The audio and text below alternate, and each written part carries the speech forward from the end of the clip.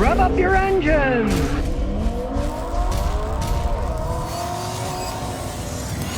Now let's face it, these days, people are always trying to sell you stuff, whether you need it or not. And having worked on cars for the last 52 years, I have had customers bring me cars. Other mechanics or dealerships told them, oh, you need to do $5,000 worth of work, or you need to do $900 worth of work. They didn't trust them, so they came to me. You can get the truth about these things from the horse's mouth, me, without getting ripped off, just spending money needlessly on repairs that you don't really need to do now. Now, the most common upsell things that are wrong with cars are guys will tell you, oh, you're leaking oil, we need to fix the oil leak. Now, especially if you got an old car like this 94 Celica, yeah, the engine's greasy. You see there's oil on all kinds of things. But that's normal wear and tear on an engine with mileage. They all seep some oil. Let's say they're trying to sell you this stuff, but you notice under your car, when you check and you don't find oil leaking or dripping down there, if it's not dripping on the ground, it's not much of a leak.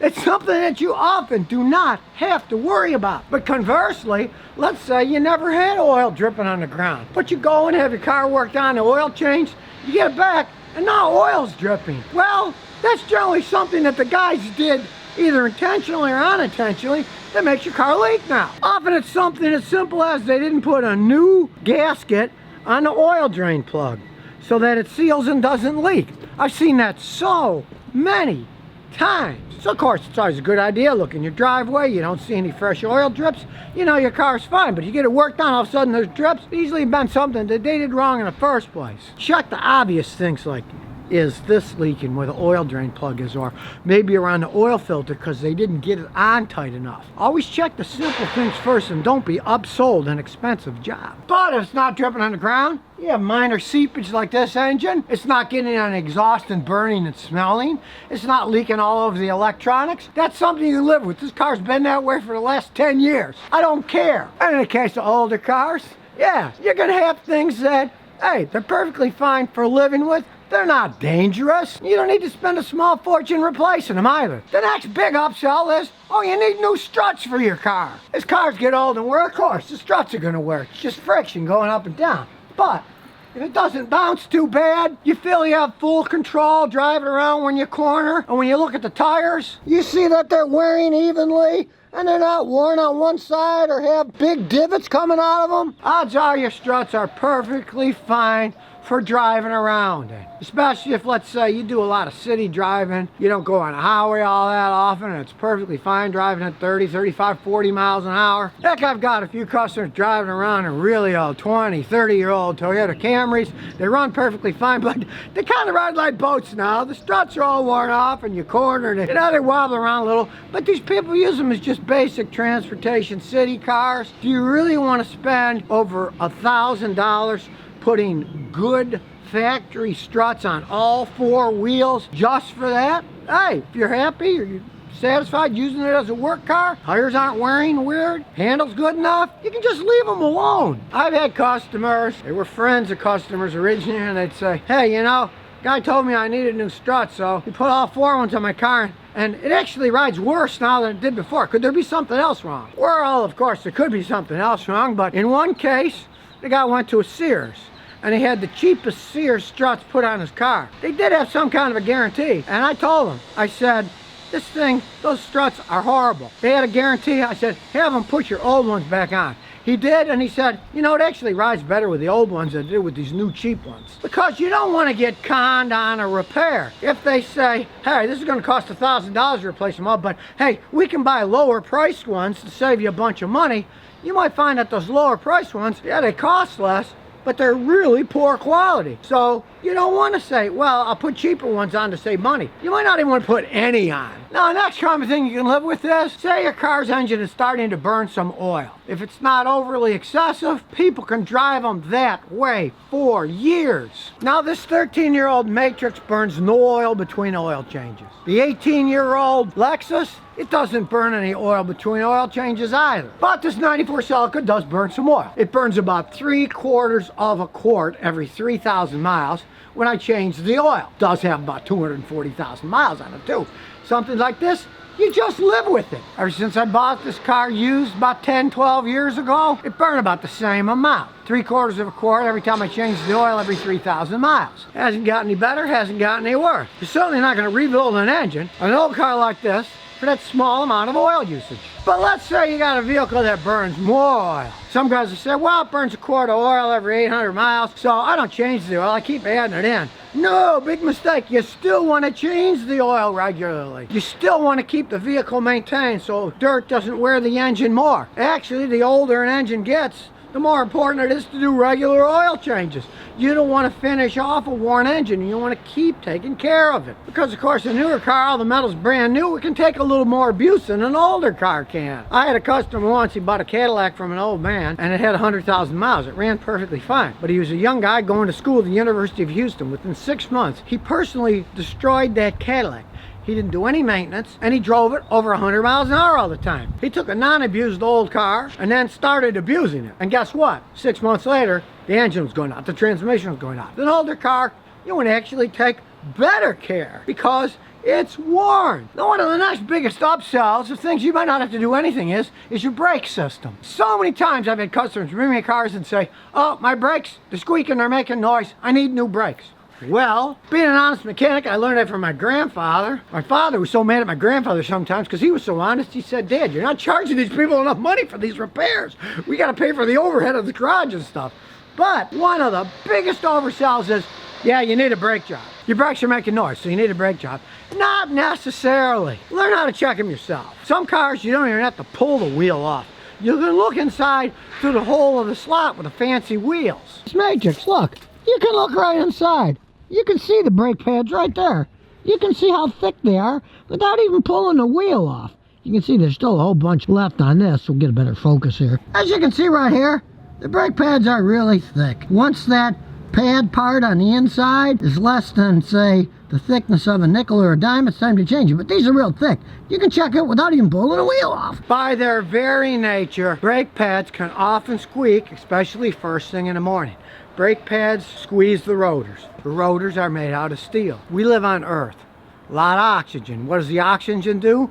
It rusts the steel, especially after it rains or overnight. So when you take off first, you gotta rub some of that rust off. You'll hear it. They can make squeaky noises. It's nothing to worry about if you check and see the pads are perfectly fine, they're thick, and there's no leaks anywhere. You can live with that. Now, if you really don't like the noise, there are higher quality brake pads that are relatively silent, like the Akabono Japanese pads. I've been using them for years, and they make them for all kinds of cars. But if you don't care about the noise, don't let somebody tell you need a brake job just because it's making a squeak. Or you hit your brakes hard and the steering wheel has a little shake to it. When you're going faster, it stops when you slow down.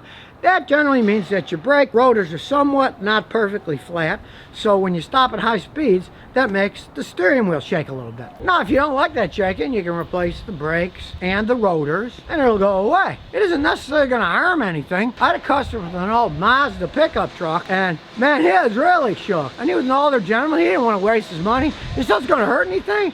He said, you know, I rarely go on a highway. It's almost all city drive. I said, go ahead. He drove it 5 years that way before he sold it, and it still shook like that.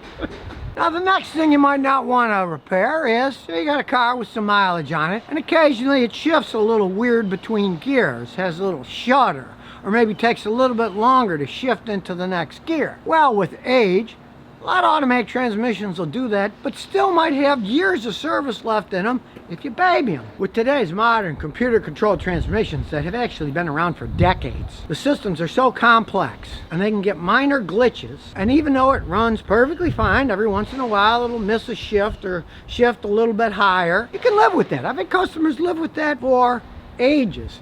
And if you want to take a poorly built transmission that sometimes you can still drive a while, let's take a Nissan Jatco transmission. They start it up in the morning and they put it in reverse, it won't go anywhere. Then I tell them, okay, start it up, first put it in drive, move forward a little bit, then put it in reverse and drive it. And they do that and they say, yeah, well, you know, it works that way, but should I fix it? And I say that's worn old. Generally to really fix it correctly, you're gonna have to rebuild the whole transmission. But I'll say, Try it that way for a while. I got a customer that's driving his Nissan the last 5 years that way. Now, especially in the winter when it's cold outside, he always has to put it in drive, move it forward a little, let it warm up, then put it in reverse and it backs up and it drives that way. And it's been doing that for 5 years. Now, eventually, of course, the transmission will go out completely and you couldn't drive it anymore. But, I mean, you'd have to rebuild it anyways. And who wants to spend that kind of money on an old car? So you might just baby it that way. I even had one customer who was a college student. He didn't have much money. His Nissan would no longer go in reverse, whatever, but it would go and drive around. So he always parked it so he didn't have to back up. And if he ever was somewhere, he had friends with him, and they would just push the car backwards enough so they could get it and then drive it away. And he did that until he graduated from university. Then he said, I'm going to get another car, and he did. But it got him through university that way, without having to spend thousands of dollars that he didn't have. And another common transmission problem you might live with, the Celica has it. If you're driving around, you have it in drive, you come to a stop and drive, it shakes quite a bit when you're just idling. But if you shift it into neutral or park, it stops shaking entirely. Well, in that case, there's either a problem in your transmission with the torque converter, or the transmission's just worn and it's dragging the engine a little bit. But, as in the case of the Celica, if it still shifts like a dream like this thing does, why take the transmission off, replace the torque converter, or have to rebuild the transmission? Well, all you gotta do is shift it to neutral, stop shaking entirely. This car's been that way ever since I bought it. And I knew it was in the transmission system. I just said, the heck with it. I'm going to live with that. Who cares if you shift it into neutral when you're sitting at a stop sign for any length of time? Things get all there just like people. They're not perfect anymore. I wake up in the morning, get up, joints are a little sore. You know, you don't move as fast as you do till you warm up. Your car's that way. It warms up and it goes good enough. Live with it. Don't spend a ton of money on it. For sure, there's always people out there willing to take your hard-earned money for stuff. Any kind of thing that you don't think is right, you think it's a suspension problem. When they jack it up in the air, say, show me. If they grab the wheel and it goes clunka, clunka, clunka, yeah, you need to fix that. But if they're all solid, they're not wearing weird, there's a lot of stuff you can live with. I'll give you an extreme example. When I was young and cheap, I had a Ford Maverick. And in the winter, it would lose some brake fluid. I had to add it in. But in the summer, it never lost a drop. I knew, well, the master cylinder must have a minor leak in it. Now, this system didn't even have power brakes on it. It was an old system. But I drove it that way for 6 years. I never had to replace any of the parts. I would just add brake fluid in the winter, and in the summer it didn't need any.